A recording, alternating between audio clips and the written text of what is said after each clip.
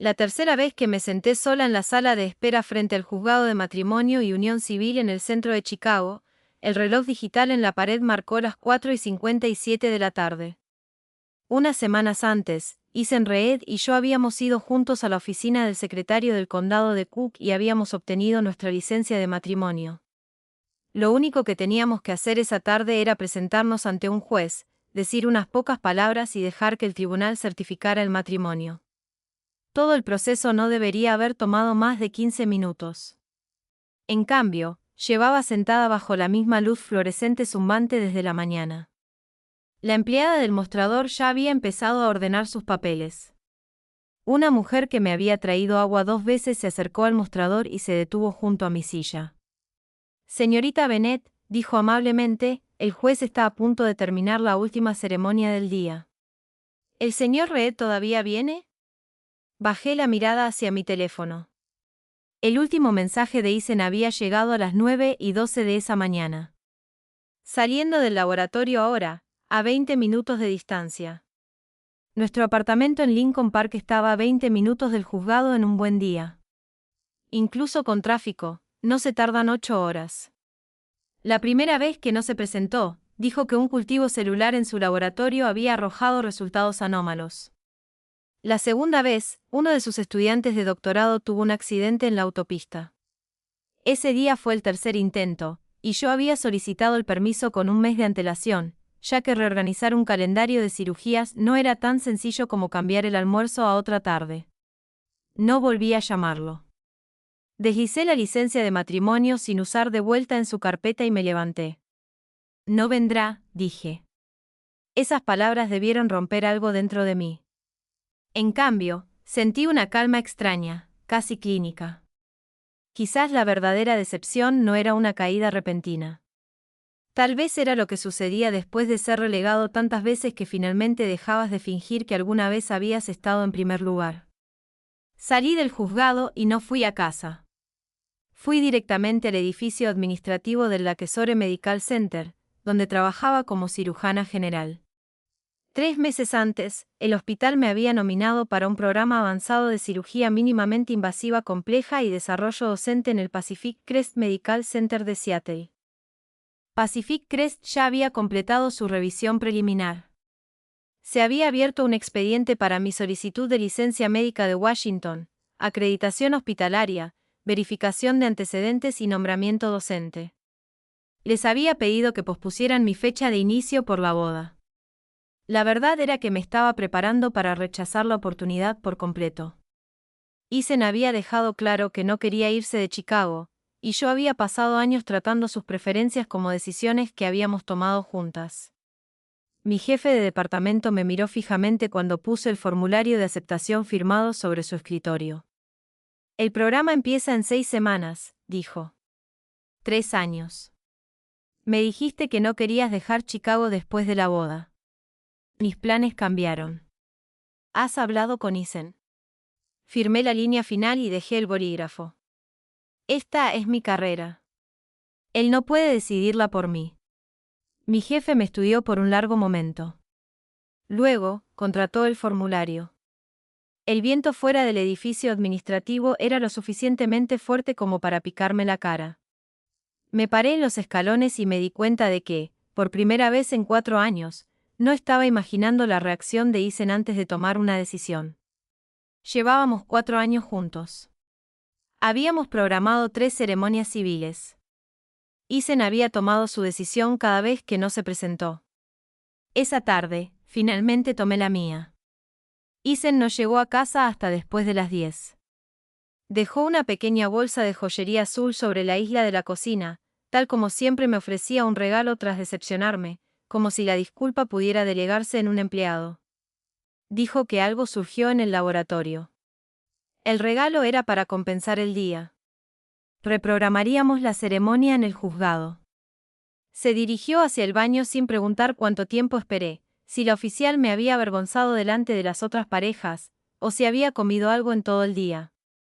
Cuando comenzó la ducha, abrí el vídeo que Sofía Lane me había enviado esa tarde. Sofía era investigadora de cardiología en el Instituto Médico de la Universidad de Lakesore y es colega de Ethan. También había sido el gran amor inconcluso de su vida, aunque pasé 4 años diciéndome que inconcluso no significaba activo. El vídeo se había grabado en una sala de descanso del centro de investigación. Sofía estaba sentada en un sofá con el abrigo de Isen sobre sus hombros. Isen estaba arrodillado frente a ella, revisando la medicación que ella usaba para una arritmia. ¿De verdad te vas a casar con Clare?, preguntó ella suavemente. Sabes que siempre me has amado. Isen no respondió. No hacía falta. Su mirada hacia ella era más tierna que cualquier cosa que hubiera recibido en 4 años. Sofía se inclinó y lo besó. Él dudó menos de un segundo antes de rodearle el cuello y atraerla hacia sí. El vídeo terminó ahí. Cuando Isen salió del baño, se secaba el pelo con una mano mientras respondía mensajes con la otra. Su teléfono emitió el sonido especial que le había asignado a Sofía. Una sonrisa se dibujó en su boca antes de terminar de leer. Tengo una reunión remota esta noche, dijo. Dormiré en el estudio. Pasó a mi lado sin notar que la bolsa de joyas sobre la encimera seguía cerrada. Años atrás, Isen había sido quien propuso que saliéramos. Sofía acababa de aceptar una beca de investigación en Europa. Isen y yo nos conocíamos desde la universidad y una noche él dijo, Clare, quizá la persona que más sentido tiene para mí siempre ha estado aquí. En ese momento, lo interpreté como una confesión de amor. Ahora comprendía que sonaba más a una sustitución práctica. Cerré el vídeo de Sofía y caminé hacia el calendario de papel que teníamos en la pared. Taché el 30 y escribí 29.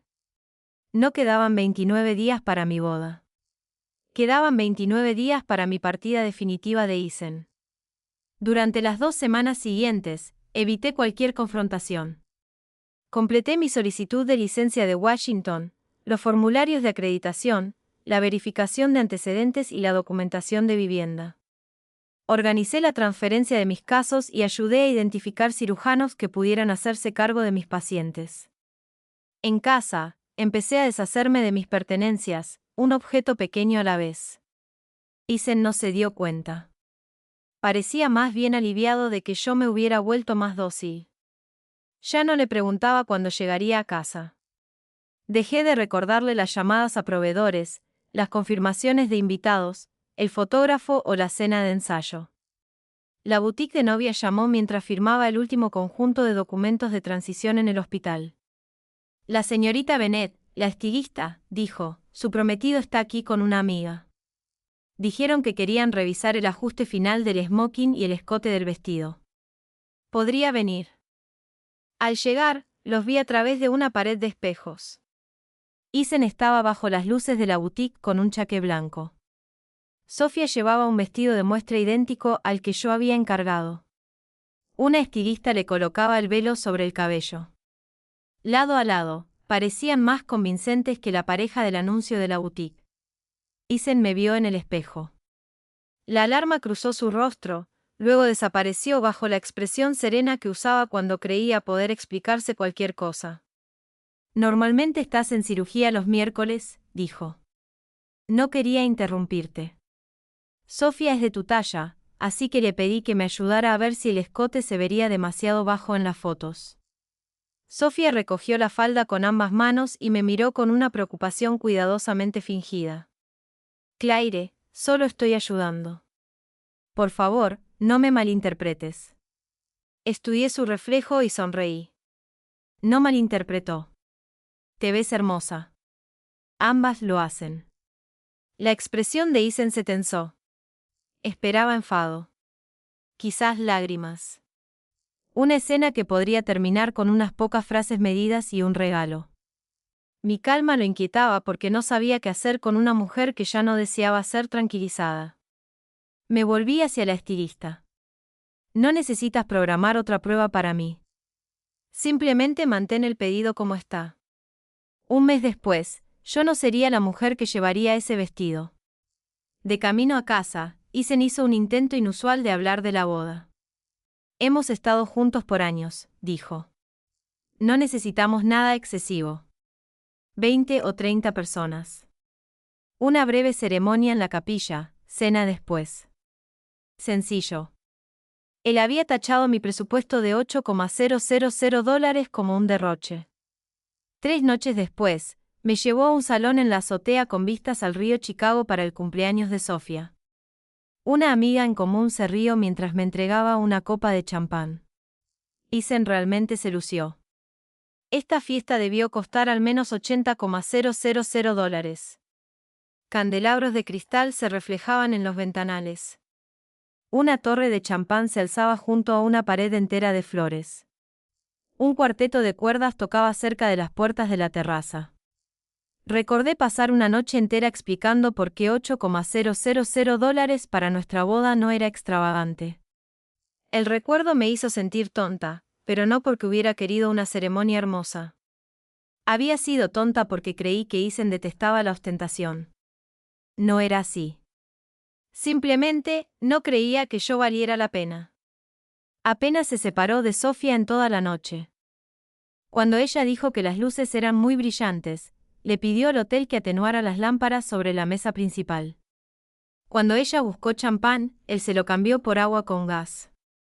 Cuando llegó el momento de cortar el pastel, se paró detrás de ella y guió su mano sobre el cuchillo con la naturalidad de quien ha celebrado muchos cumpleaños a su lado.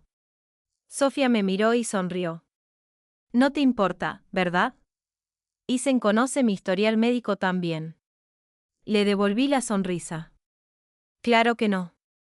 Por lo general, las relaciones que más explicaciones requieren son aquellas que la gente entiende a la perfección. Su sonrisa flaqueó. Ethan no oyó la advertencia en mi voz. Bebió demasiado esa noche. En el viaje compartido a casa, se recostó contra el asiento con los ojos cerrados y susurró el nombre de Sofía. Me senté a su lado y no sentí nada. Una vez que una respuesta se vuelve segura, hasta el dolor puede aquietarse. Después de la fiesta de cumpleaños, Ethan venía a casa cada vez menos. Empaqué las tazas de café a juego, los marcos de fotos vacíos que nunca habíamos llenado y las sudaderas coordinadas que él jamás se había puesto. Doné todo a una tienda benéfica del barrio. El apartamento se veía cada día más vacío. Una noche, Ethan se paró en la sala de estar y frunció el ceño. No teníamos más cosas aquí. Estoy reemplazando algunas cosas, le dije. Él asintió y se fue. No entendía que las cosas que faltaban no eran decoraciones. Eran la prueba de que alguna vez había imaginado una vida allí. 7 días antes de la boda formal, Ethan sacó una maleta de mano del dormitorio. Surgió un problema de investigación en Boston, dijo. Regresaré en menos de 10 días para la boda. Estaba arrancando las páginas del calendario de cuenta regresiva. Mi mano se detuvo. La boda es en 7 días. Él parpadeó, claramente haciendo el cálculo por primera vez. Haré lo que pueda. No le dije que la capilla, el restaurante, el oficiante, el fotógrafo y la florista habían sido cancelados. Después de que se fue, empecé a hacer todo aquello que había pospuesto mientras esperaba que él se uniera a mí. Caminé sola por la montaña. Di una vuelta en la noria junto al lago. Saqué la entrada para un concierto que había comprado meses atrás. Originalmente, habíamos comprado 2 boletos. El grupo era mi favorito desde la secundaria, y me emocioné cuando se las mostré a Ethan. Él apenas les prestó atención. Los conciertos están permitidos. No me interesa. Ve con alguien más. Había devuelto una entrada y me quedé con la mía. Entrar sola al estadio debería haberme avergonzado. En cambio, se sintió como un ensayo para el resto de mi vida. A mitad del concierto, la cámara de los besos empezó a recorrer al público. Las parejas reían y se besaban mientras miles de personas aplaudían. Entonces, la cara de Ethan apareció en la pantalla gigante. Estaba sentado en un palco privado. Él nunca había ido a Boston. Sofía estaba sentada a su lado. Cuando la cámara se fijó en ellos, ella alzó el rostro y lo besó. Él vaciló, luego le devolvió el beso ante una arena repleta. La multitud rugió. Recordé que él me había dicho que los conciertos eran demasiado ruidosos y no le interesaban. La verdad era más sencilla. Él no odiaba los conciertos. Odiaba asistir a ellos conmigo. Tras el espectáculo, me moví con la multitud hacia la salida. Isen debió verme al otro lado del pasillo, porque apartó a la gente y me agarró de la muñeca. «Clareire, ¿qué haces aquí?» Sofía se apresuró tras él. La cámara ya estaba sobre nosotros, dijo rápidamente. No quería avergonzarlo delante de todos. Isen solo estaba siguiendo la corriente. Bajé la mirada a su mano en mi muñeca. Me soltó como si le hubiera quemado. «Solías decir que no tenía sentido ir a un concierto solo», dijo. Lo miré durante varios segundos. Lo que yo había dicho era que quería que viniera conmigo. Él nunca había prestado suficiente atención para notar la diferencia. Cambié de opinión. Dije, estar solo puede ser agradable. Isen frunció el ceño, buscando una explicación. Sofía tosió levemente y su atención se desvió hacia ella de inmediato. «Hace frío afuera», me dijo. «Llevo a Sofía a casa.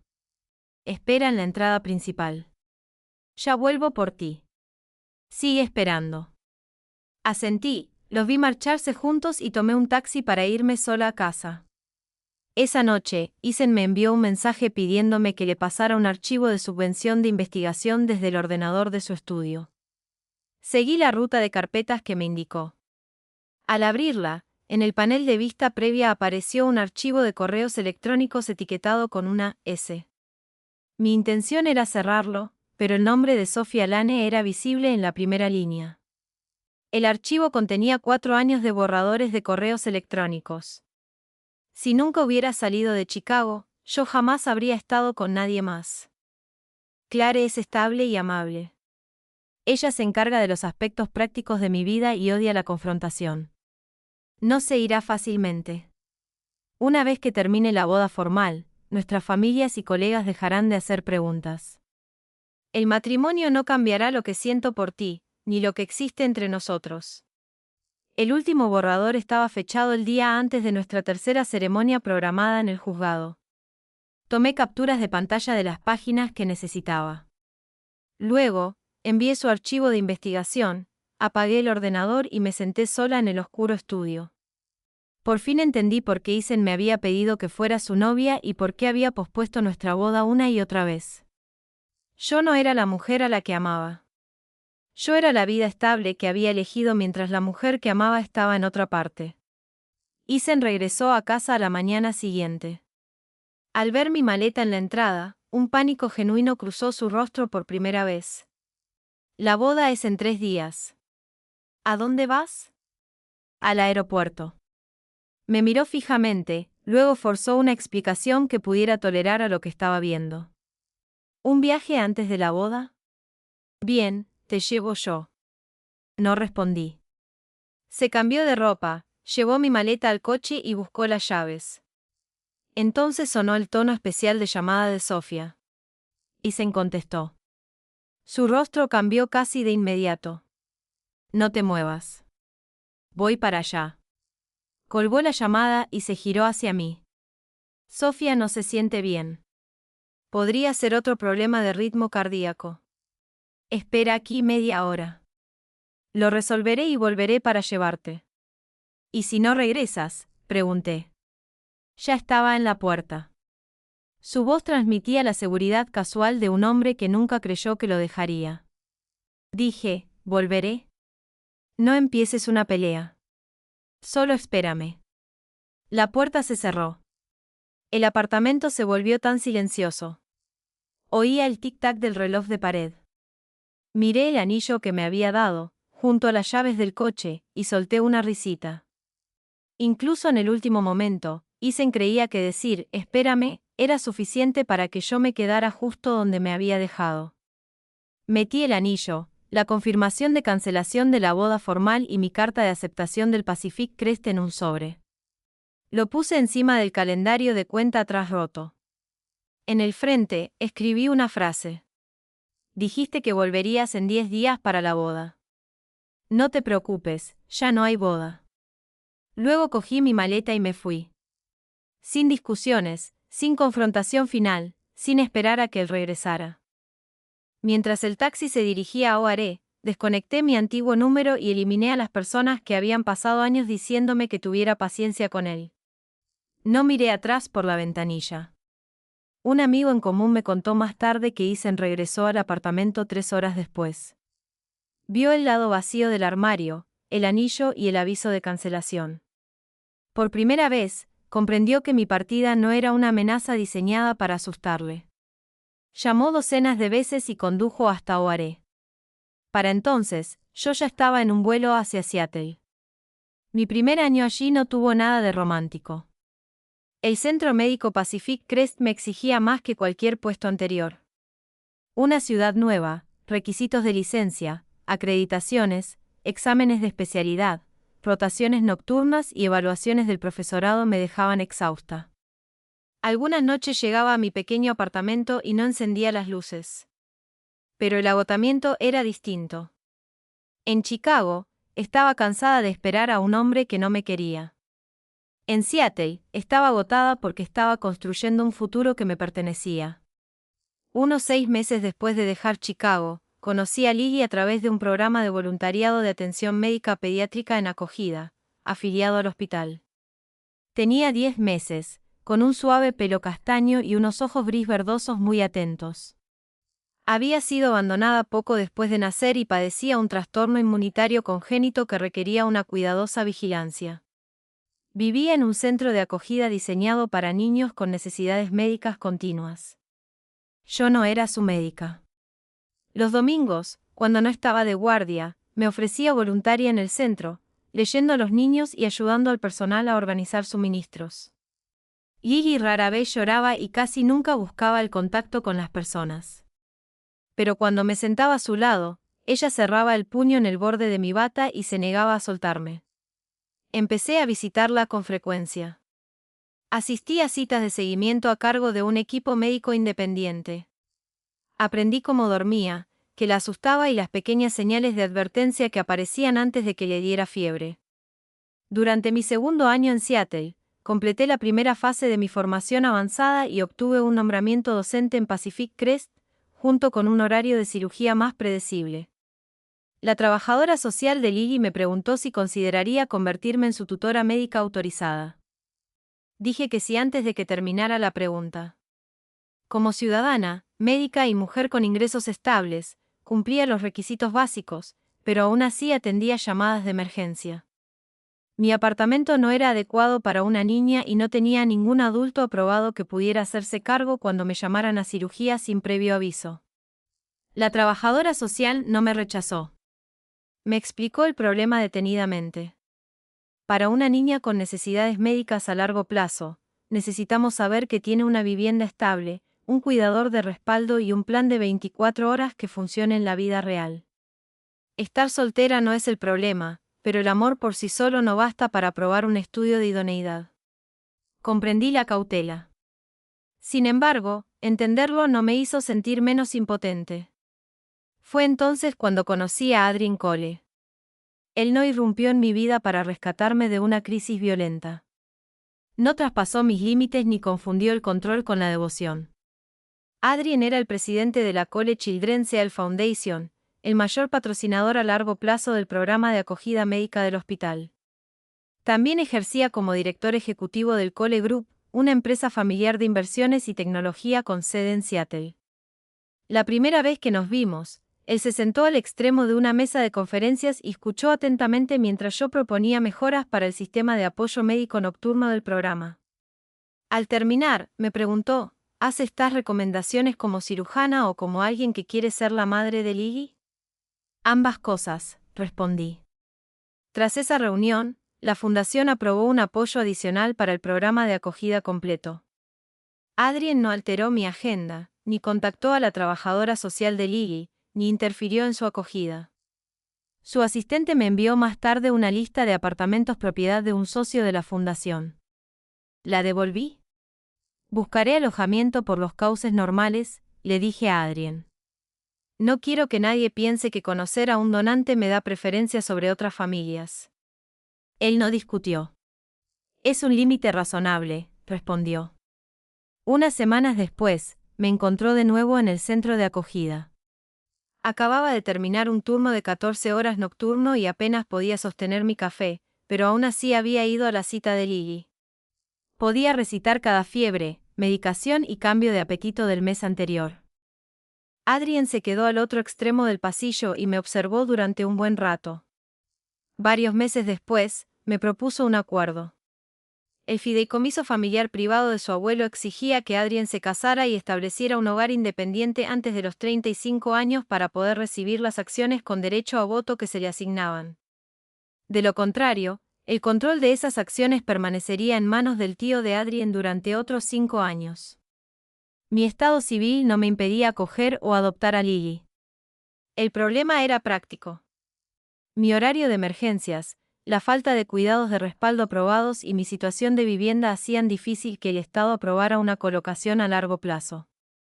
Si aplicara junto a un cónyuge que asumiera la responsabilidad total como CEO padre, Lily tendría un plan más sólido. No te ofrezco comprar una adopción, dijo Adrien, empujando el acuerdo sobre la mesa. Puedes seguir solicitando como madre soltera. Primero tendrías que solucionar los problemas de horarios, vivienda y cuidado de respaldo. La otra opción es que contraigamos un matrimonio legal, vivamos bajo el mismo techo y yo aplique contigo. Me sometería a todos los controles de antecedentes y a los requisitos del estudio de hogar. Sería un matrimonio legal de verdad. Simplemente no comenzaría con romance. El documento era específico. Nuestras propiedades seguirían siendo separadas. Tendríamos habitaciones separadas e igual derecho a poner fin al matrimonio. Después de 2 años, revisaríamos formalmente el acuerdo.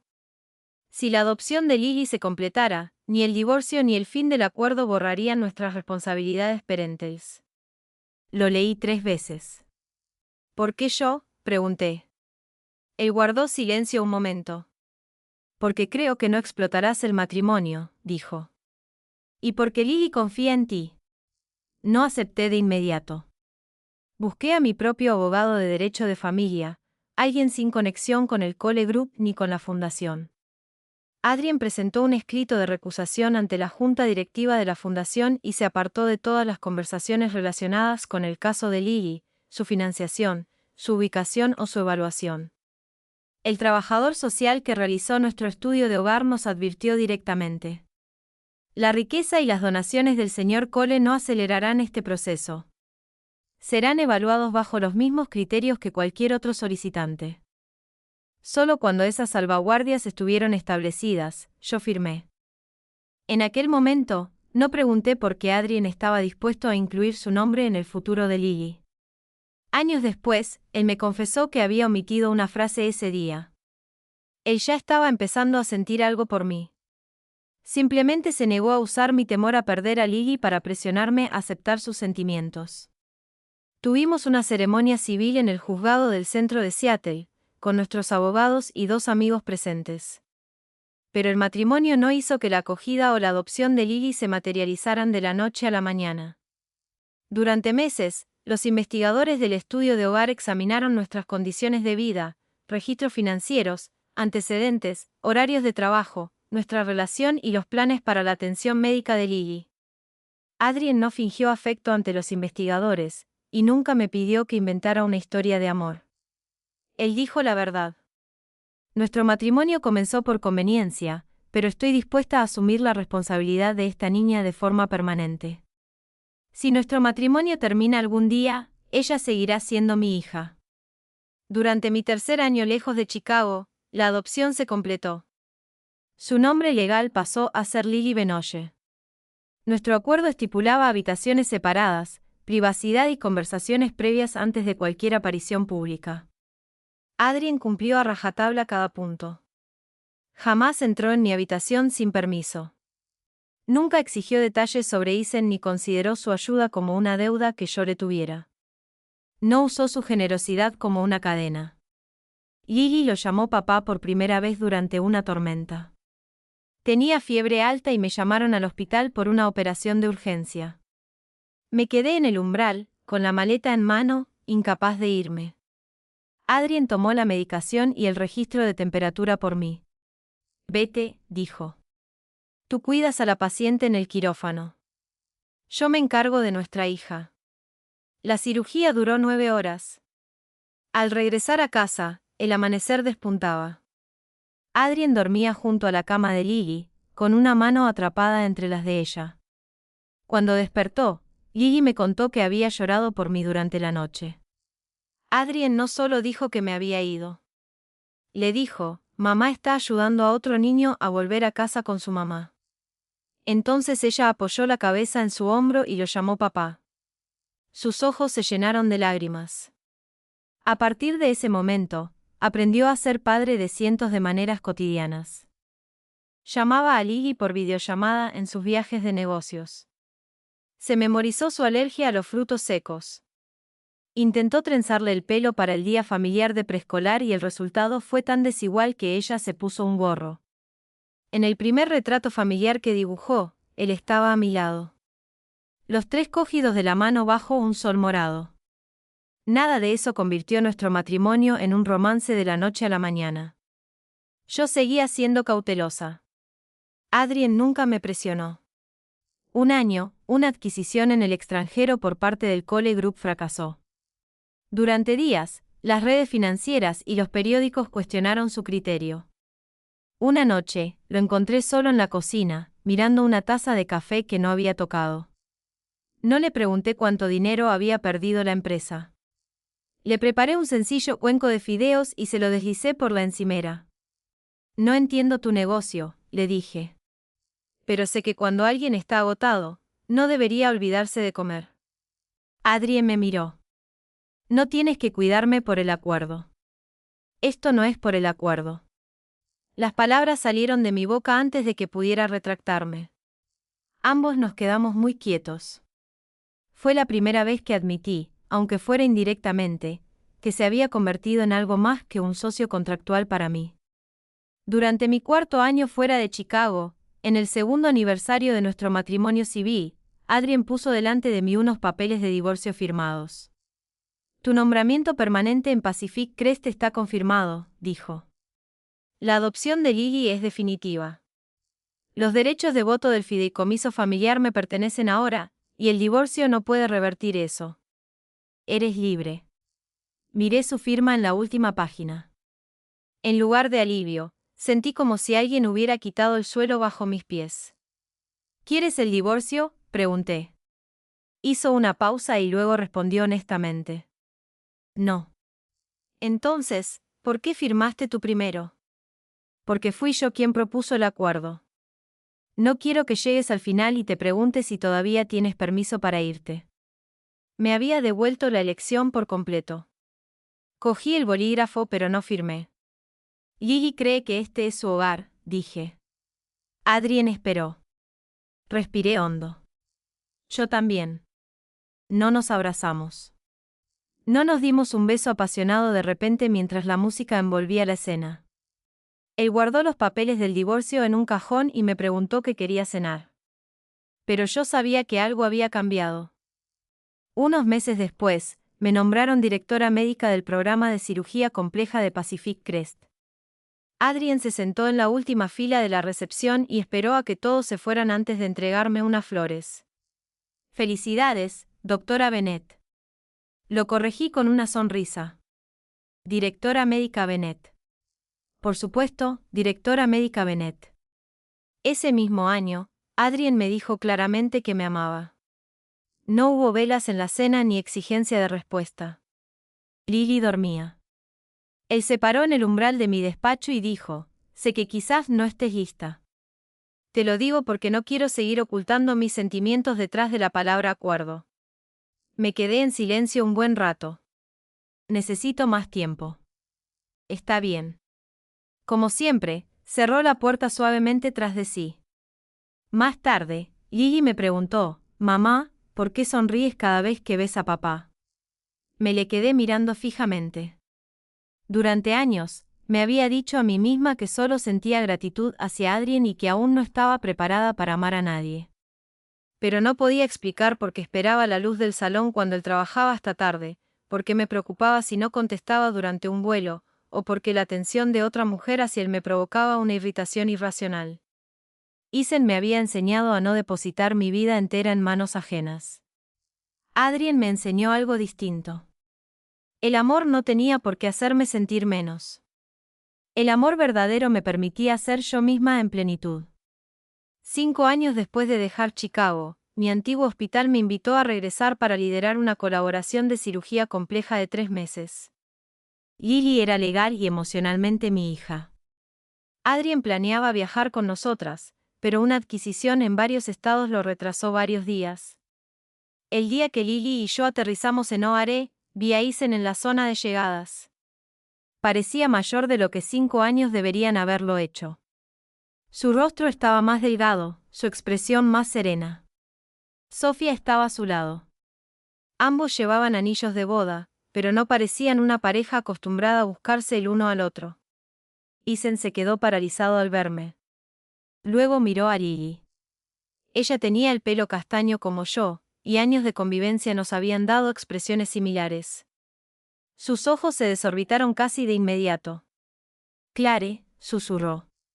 ¿De verdad? No, sabía que se refería y lo interrumpí antes de que pudiera terminar. Lily les dedicó la sonrisa educada que reservaba para los desconocidos. Hola. Nuestro conductor se acercó y me quitó el equipaje. Señora Cole, el coche está esperando. El color desapareció del rostro de Isen. Está casada. Levanté mi mano izquierda. El anillo llevaba años ahí. Sí. Sofía entrelazó inmediatamente su brazo con el de él. Nosotros también llevamos más de 4 años casados, añadió. El pasado debe quedarse atrás. Asentí. Estoy de acuerdo. Mientras el coche se alejaba del aeropuerto, Lily se arrodilló en el asiento para mirar por la ventanilla trasera. Mamá, ¿por qué ese hombre no dejaba de mirarte?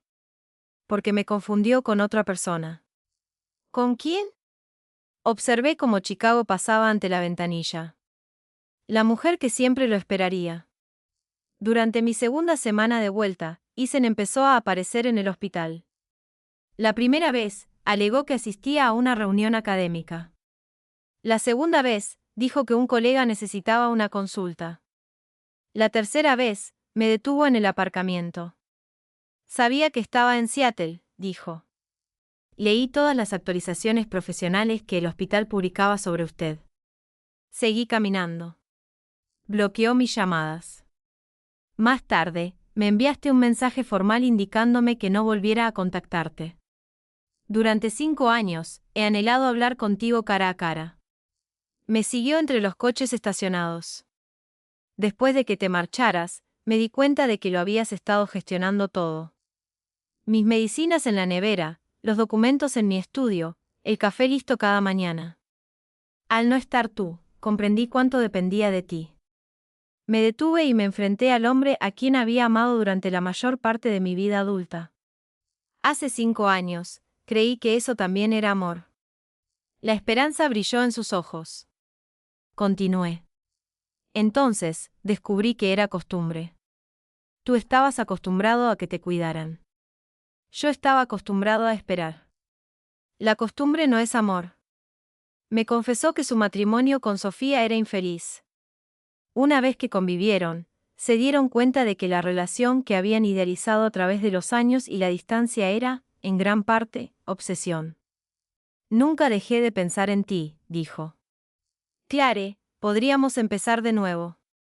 Miré su anillo de bodas. Sigues siendo el esposo de Sofía Lane. Estamos separados. Puedo divorciarme de ella. Lo estás haciendo de nuevo, le dije, tratando el fin de una relación como una moneda de cambio para el inicio de otra.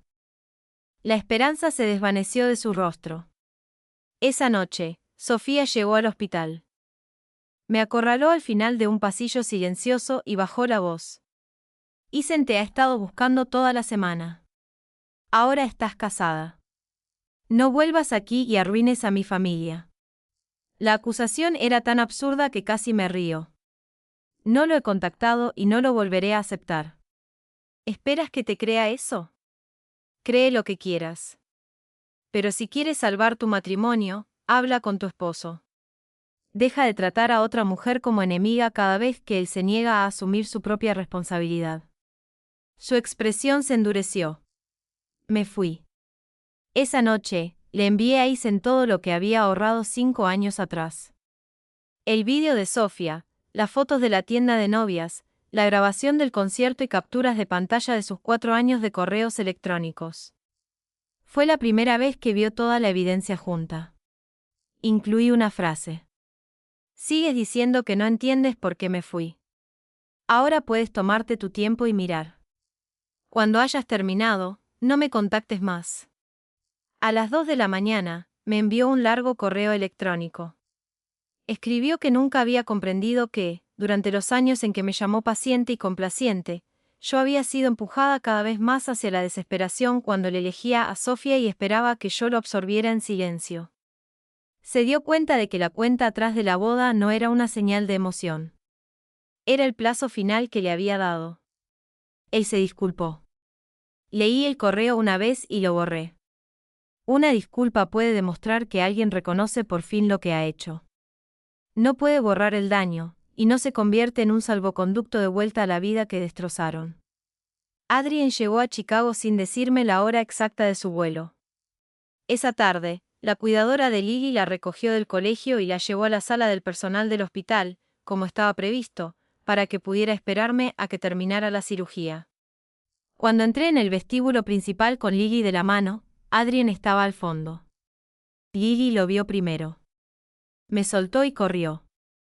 Él se agachó para levantarla, luego me miró por encima de su hombro.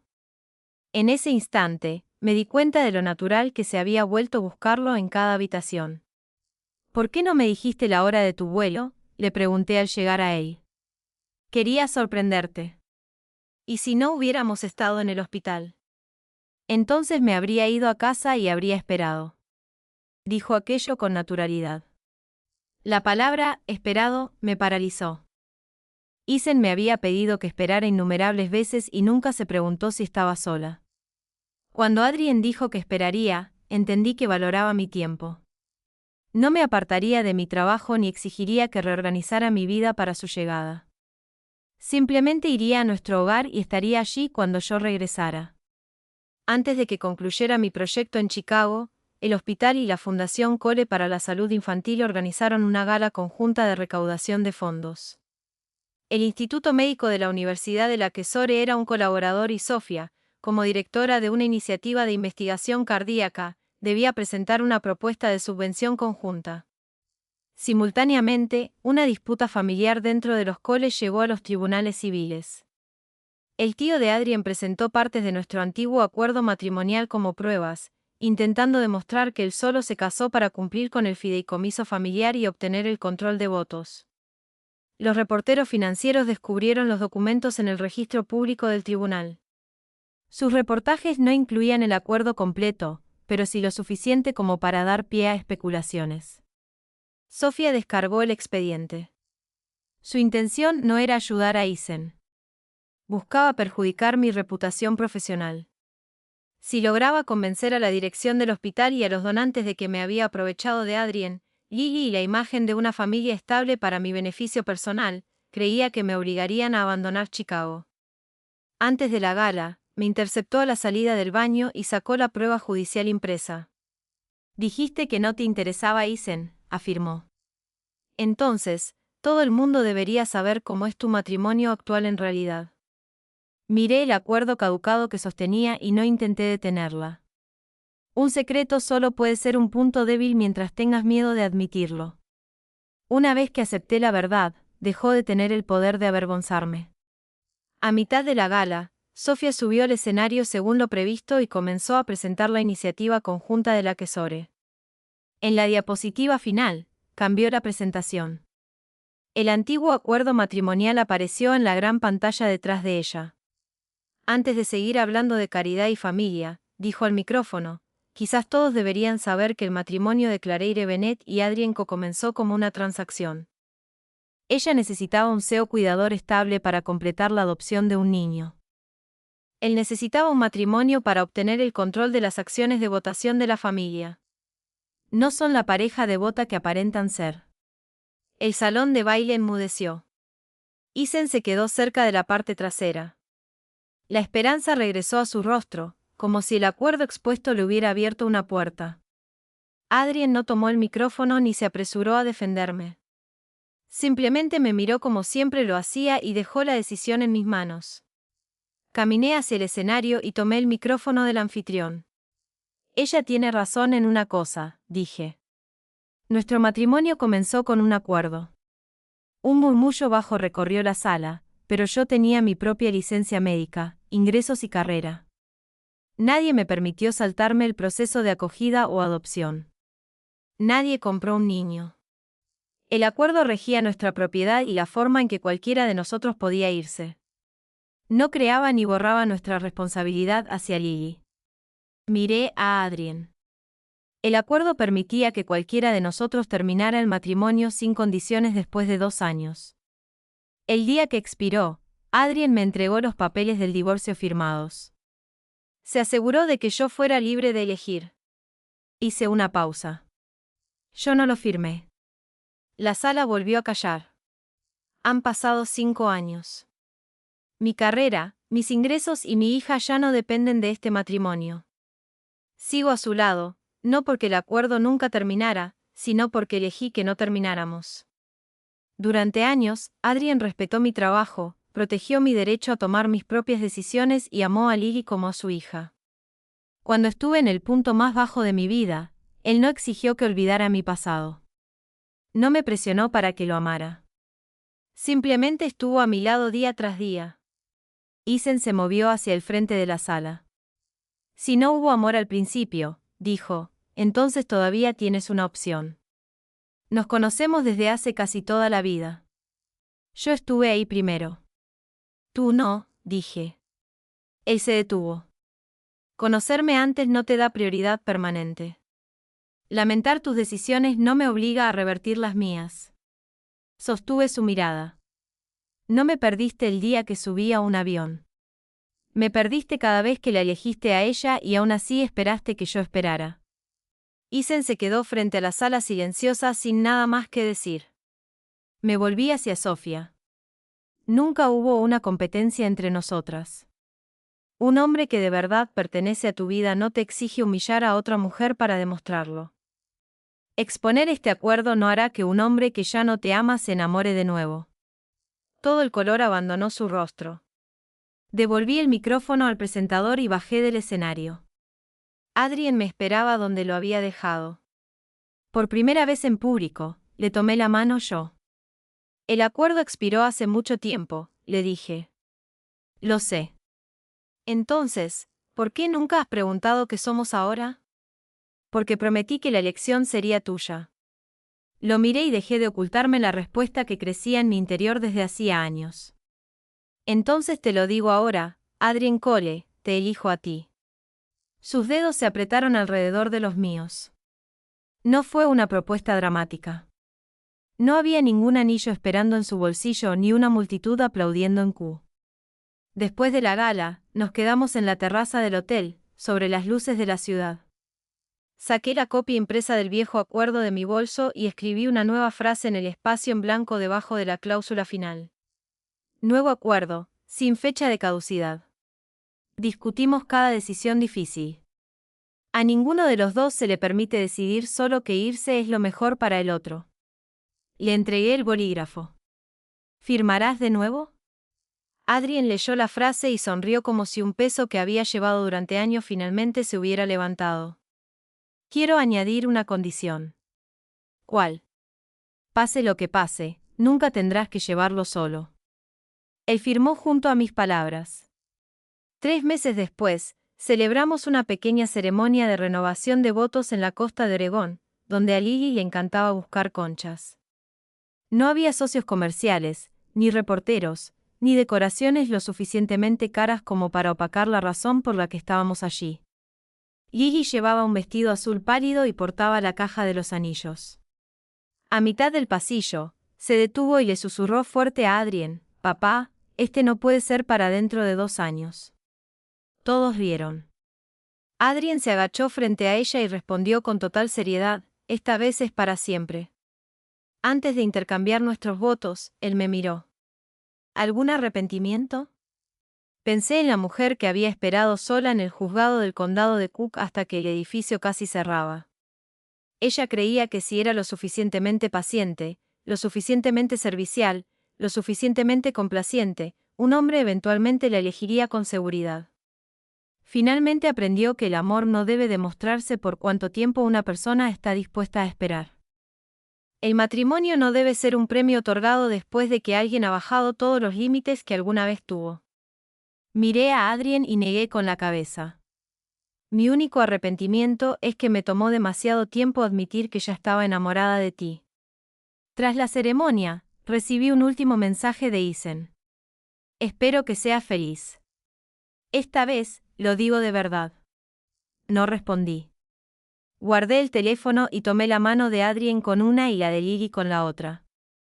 Algunas personas entran en tu vida para enseñarte cuánto puede costar perderte a ti mismo. Otras te muestran, a través de años de devoción ordinaria, que el amor real no es posesión dramática. Es respeto repetido cada día. 5 años antes, Isen había prometido que volvería en 10 días para nuestra boda. Le dejé una nota diciendo que ya no había boda. 5 años después, finalmente tuve una boda que realmente me pertenecía. No porque esperara que alguien regresara.